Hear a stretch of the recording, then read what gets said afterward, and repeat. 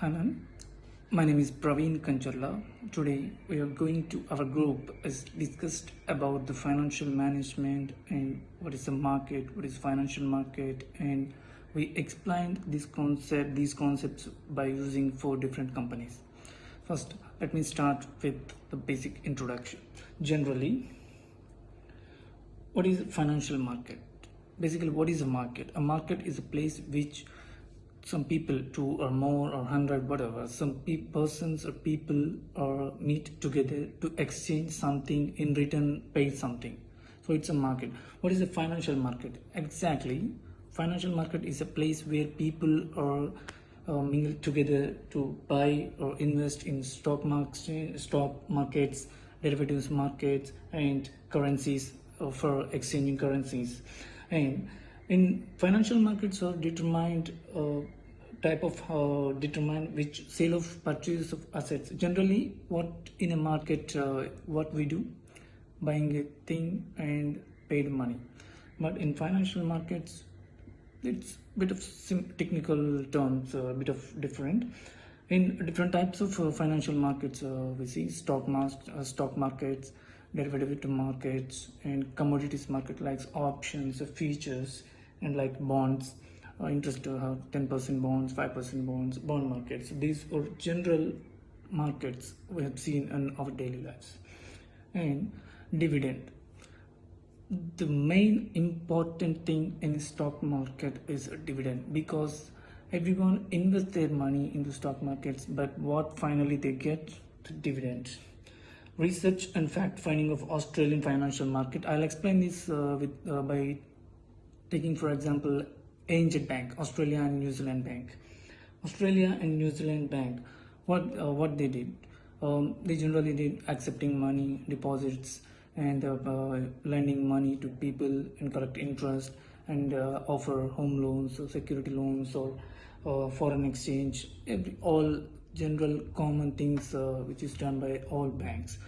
If you observe the diagram, this is the diagram which is explained from past 4 years, 2016, 17, 18, 19. The bank maintained constant dividend rate.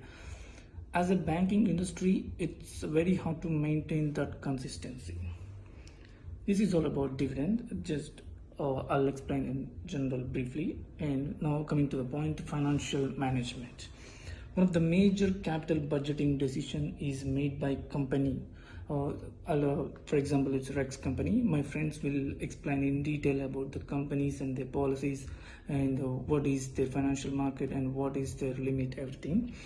And John Sharp, he's chairman of Qantas Group.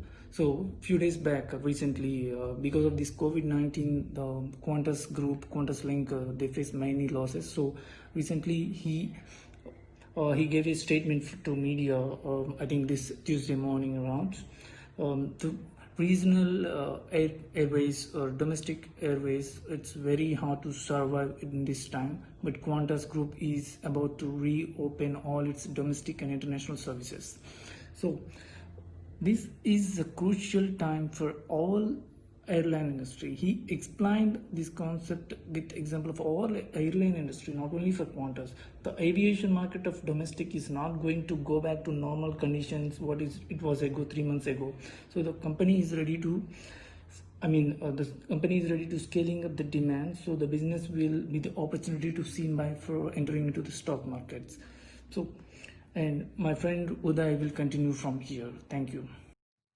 Research and fact finding of Australian market. First about commercial banks.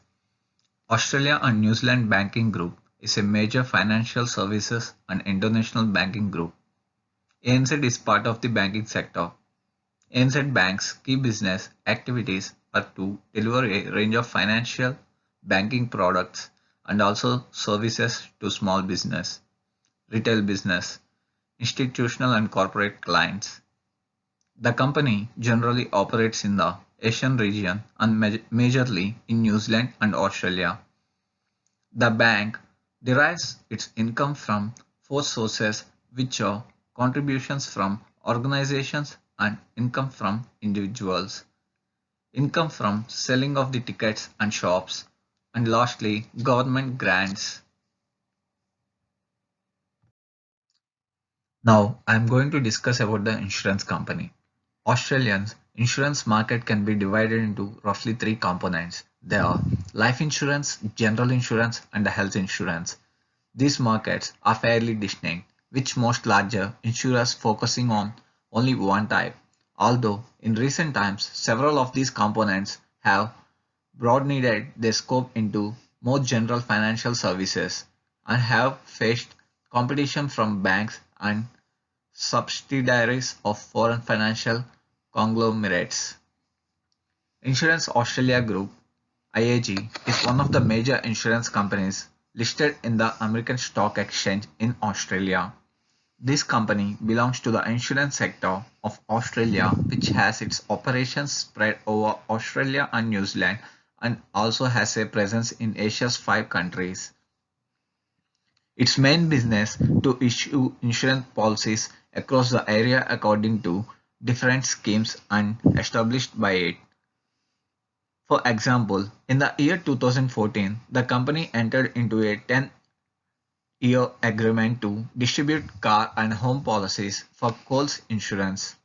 Its major source of income is from the premiums received for the general vehicle. Hi ma'am, my name is Chaitanya and I am going to discuss about investment banking. Macquarie Banking is one of the largest investment banking in Australia. The bank was founded in 1969. It belongs to the financial sector. It is an authorized deposit taking investment which is supervised by the APRA. The company is an insured providing asset financing, leasing and asset management, wealth management, rental banking and consumer trading, principal investment and the investment banking. This service is return provided them with income in the form of interest charged for service rented less interest charged for the asset provided. Investment funds. Different Globe Growth Fund Limited is an investment fund in Australia. Listed on ASX, it provides an investment across the America relationship. The funds ensure the activities the main source of income earning divided in interest for the investment made, which may be in the form of equal shares or bonds of the company. The company first listed in ASX on 28th May 1987. The total current market capacity of company is 228.69 million and the outstanding shares are 201 million. Thank you so much. And the next part was conducted by my friend Venu. Good evening, madam. I'm Venu Mandalojo. Today I am explaining about my group assignment, finance for business. We have the group members like four members, like Praveen, Uday, and Chaitanya, me, Venu Mandalojo. Today I am explaining about the topic of advantages of listing in stock exchange. Actually, previous slides my friend was explaining about the investment funds and insurance. Here my topic comes to advantages of listing in stock exchanges. Here the main topics are including capital access for growth and visibility in enhanced and liquidity, employee moral increases, transparency and efficiency. Here, capital access for growth, it is a level is reached by most of the companies wherein additionally capital is needed to be influenced to fund the growth of the company and its plan for expansion. A method is going public for overcoming these constraints. And secondly, going to visibility in enhanced. The company visibility is improved going public and credibility among institutions and the public investment due to complying with different regulatories, norms and transparency is ensured while carrying out its operations. Its third one goes to liquidity. Liquidity is stimulated by listing the opportunity is giving to the shareholder to transact in the company's shares and risk or shared as well as benefiting from the organizational values increases. Employees moral increases. Visibility is increased going public and organization public perception is improved, thereby employees value is increased and moral. New staff is hired and stock-based payments is facilitated like FPOS. Last one goes to transparency and efficiency. Transparency and efficiency is listed in the company overall options. A listed company board and management have accountability towards its shareholders.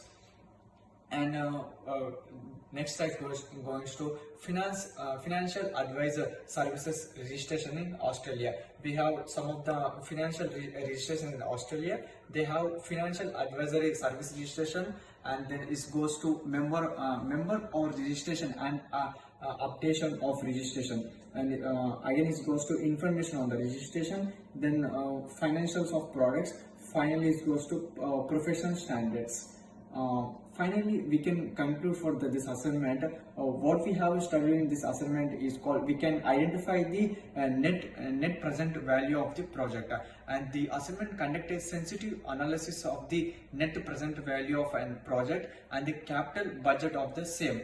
The sensitive analysis is done based on the members of units sold during the period of the project, the price per unit of the product sold, the variable cost of the product, and the cash fixed cost as required to be explained by the company. The above assignment calculates the sensitive analysis against the variable and the net present value of the project. Thank you.